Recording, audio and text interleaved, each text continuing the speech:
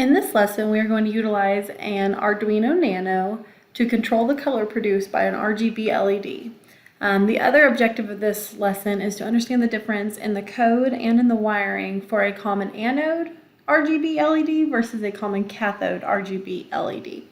These are the materials that are required. I'm going to use 300 ohm resistors, but really any 3 resistors will work. I also have them set up on 2 different breadboards just so you can see the difference, but you can do it all on one breadboard, just swapping out your 2 RGB LEDs. Here is the RGB common anode wired to a nano, and so notice that this is a different thing than what's going to show. I'll show you in a minute for an RGB common cathode. Okay, and these little web editors here, this Circuit IO is the app I used to make this circuit diagram, and then this circuitdiagram.org is the one that I use to create these wiring schematics. So what I suggest doing is trying to first set up your breadboard exactly how is shown in this setup, and that's going to be for an RGB common anode. And then we will swap it and do the cathode, and I'll show you how to make that swap. You're also going to need this code, so go ahead and copy this into a sketch, a new sketch within your Arduino. So go ahead and copy this sketch into a new Arduino sketch. A lot of the ideas for this lesson came from this website here. So this is a Arduino Lesson 3 RGB LEDs, and they did a fantastic job of explaining how RGB LEDs work and why. So I highly recommend that, and that link is at the bottom of the lesson under helpful links. Okay, let's get started thinking about what we are looking at here. So what we have is an LED that is wired up with some resistors and to the Arduino. All right, before we get into the specifics of a code, I want us to look at an RGB LED together. Here is an LED, and unfortunately, you cannot tell without using a voltmeter if this is an anode or a cathodic LED. What's the difference, you may ask? So they both have 3 pins that are shorter and 1 that is longer. In the RGB anode, it's a common anode, which means you have to hook this longer LED to the positive side of the Arduino. And then all the other 3 ones are going to be either red, green, or blue, and it's going to go from positive, and then you hook all of those in line. Whereas this one, you're going to wire the central pin to ground. And so you can control each color separately, because an RGB LED may look like just one LED, but in actuality, you have 3 LEDs within the RGB LED, and you can control the power to each of those LEDs to make it so they combine to create whatever color you want. You can see how this can be very useful in instrument design. Especially if you're looking at a spectrophotometer and you want to control what wavelength you are using, this is a very helpful thing to learn. And so you can precisely control the output of this LED. And so that's what we're going to do here. But as long as you know how to do one, you got to know which one do you have which first, and then you'll wire them accordingly. And so because they look the same, I actually used a marker. So I have no black marker lines drawn on my cathode, and then I just took a black marker and went across the terminals, and that's how I know I have an anode versus a cathode. But whatever system you have, just keep them straight, so that way you know whether or not you're working with an anode or a cathode common for the RGB. Next, I want us to look at the wiring and see how it's different for the 2.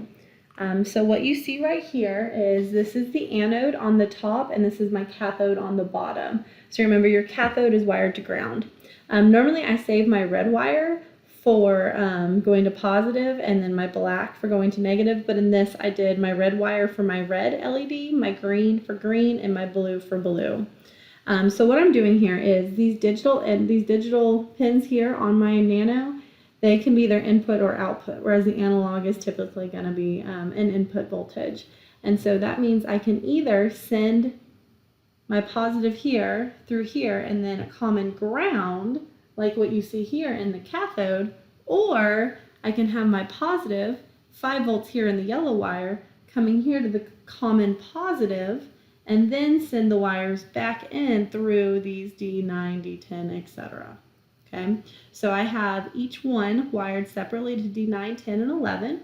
Each LED has its own separate resistor, so it's pin to resistor to digital input and on both of these. But the only difference in the wiring diagram that you can see here is that the common pin, the longest pin here on the cathode is going to ground. Here, the longest pin on the anode is going to my 5 volts on my device. Okay, let's look at the code together. So what you see here is the code that we copied directly off of the lesson plan, and this lesson is now going to be for a cathode. But the one we're going to do first is the anode. So in order to work with the anode first, we're going to delete these 2 comment lines. Notice how it changed from being a gray text to now when I delete these 2 lines, I'm uncommenting it and now it's turning yellow. And so that's telling you that this is now code that's active somewhere in the code. All right, so what's happening? Well, first off, we need to define our pins. And so you can see that we're defining the red pin as digital input 11, which is the first one, and then 10, and then blue is going to be 9. So you need to tell it what color is which. And so our red pin is going to be 11, green pin is 10, and blue pin is 9.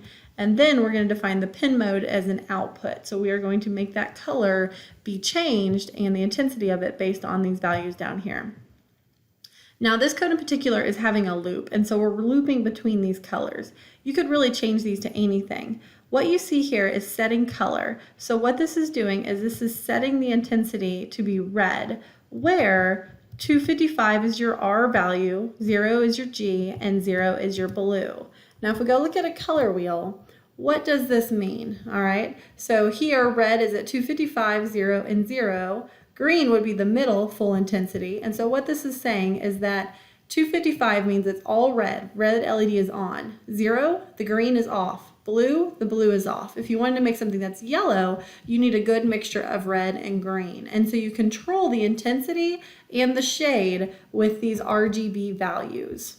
And so each one of these is shown here, and these are just some examples. The delay means turn it to red, wait a second. Turn it to green, wait a second. Turn it to blue, wait a second. That way each color is on for approximately a second, and you can see the colors floating through here.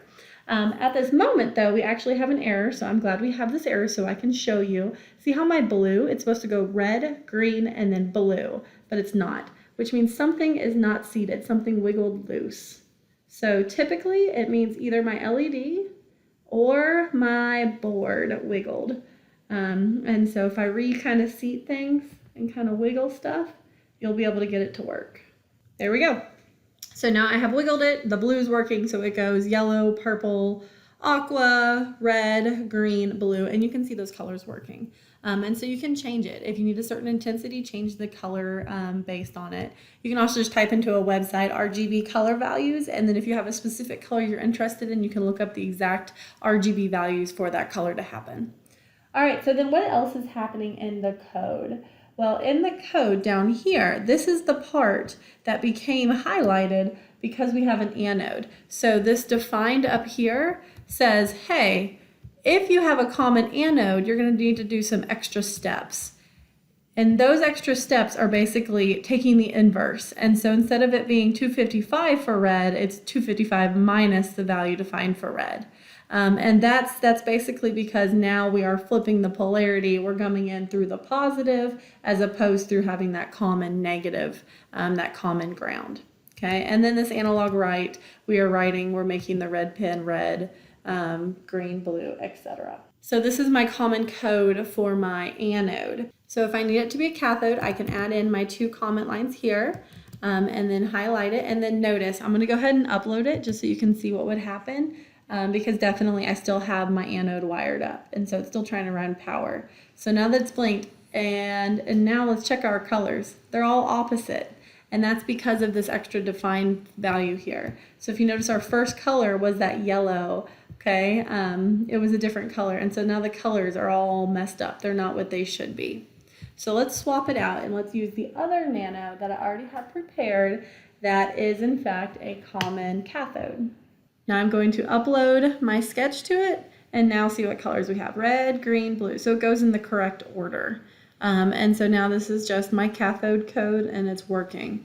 But the idea here is that you need to wire them up differently because it has a common ground as opposed to the common positive that we had before.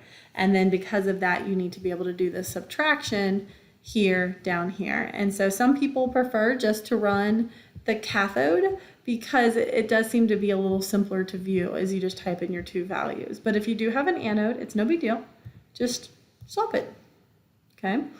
So after this video, you should be able to tell what's the difference between an RGB LED, and I want you to play with the colors. Go Google, find a color you want to change it to, edit the code, and then change that color accordingly.